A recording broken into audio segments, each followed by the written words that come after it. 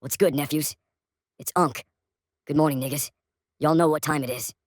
I got the vest on, stanky as ever, and I'm walking through the city. I never know what to say when I first start these podcasts, because I'm still waking up. But I slept in today. Off day. So it's 9:30, and I'm out here walking. When I woke up, I had a dream about this girl from my past.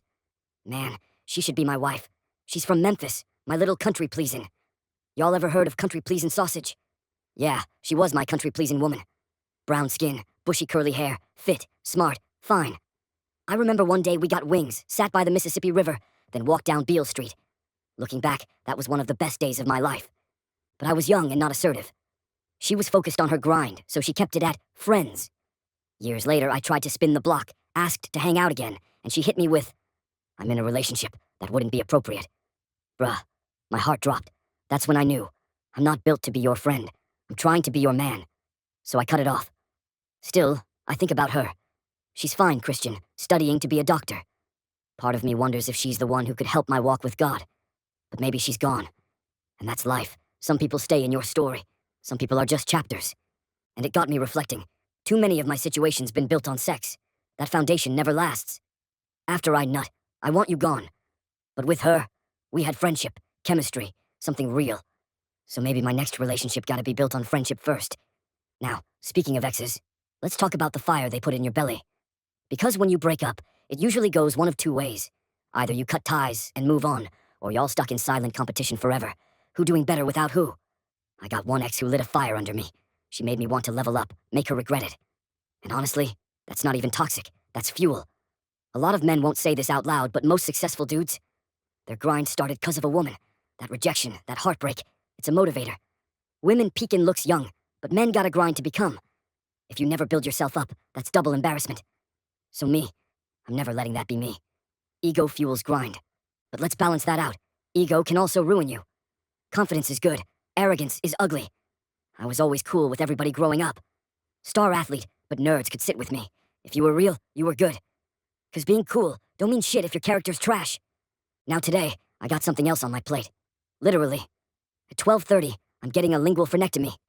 That's where they cut the little string under your tongue. The procedure's $150, but the sedative to not feel pain, $500. Guess what I chose? Nigga, we going raw. Here comes the pain, Brock Lesnar style. Tongue about to be free.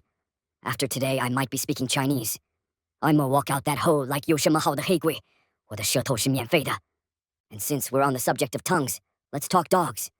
A nurse at work told me I should get a mini golden doodle. I told her, what the fuck am I gonna do with that little ass dog? I'm big as hell, I need a big ass dog. German Shepherd, Rottweiler, Mastiff. Imagine me walking down the street with a Mastiff. Nigga try to rob me, I'll train my dog to bite dicks clean off. Ball-biting Mastiff. Don't play with me. One day, when I get a bigger spot, I'ma do that. For now, I keep dreaming. And speaking of dreams, y'all know my real dream is Adult Swim.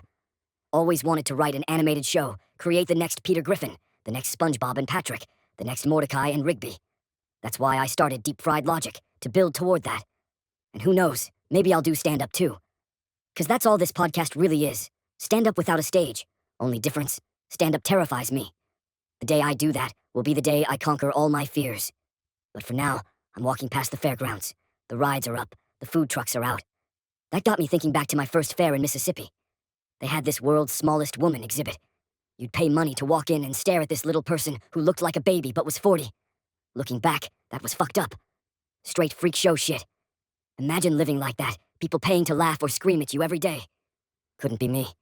From there, my mind jumped spiritual. I've been trying to get closer to God. Growing up with a pastor for a dad, that's always been close. I even got a DM from a Muslim dude telling me to look into Islam. But I can't. Feels like a sin to even open my heart to something besides Jesus. Still, it makes me wonder. Muslims have real encounters, too. Who's wrong? Who's right? Somebody has to be. I don't know. I just know everything in this world is too perfect not to have a creator. Anyway, enough deep talk. Let's talk food. After this tongue procedure, I gotta eat soft foods. Soup, maybe. But I've never been a soup guy. Always thought soup eaters were weird. Unless it's grilled cheese dipped in tomato soup, that sounds kind of fire. But speaking of overrated food, birria tacos. Overrated as hell. That's just pot roast in a tortilla with cheese. And while I'm at it, authentic Mexican tacos versus black people tacos. Give me black people tacos. Hard shell, ground beef, lettuce, cheese, sour cream, jalapenos. Even Taco Bell hits sometimes. I'll keep it real. My tongue is conditioned by soul food. Fried chicken, mac and cheese, yams. That fattening, greasy shit. No wonder I think healthy food tastes bland. My favorite foods: Detroit-style pizza, gyros with ranch, Nashville hot chicken. And let me go off on that real quick. Dave's hot chicken is trash compared to Prince's. I grew up on Prince's, back when you had to wait 90 minutes in the hood to get your chicken, and it was worth it. White folks in the hood at 2 a.m. for Prince's. That's the real Nashville. That's history.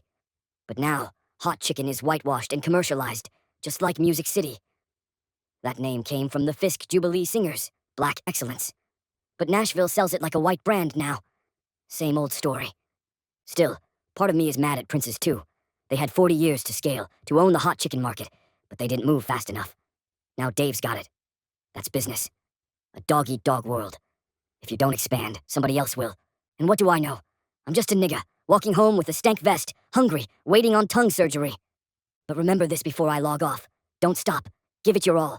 Control what you can control. You can't fail until you quit. Have a good day, nephews. Unk out.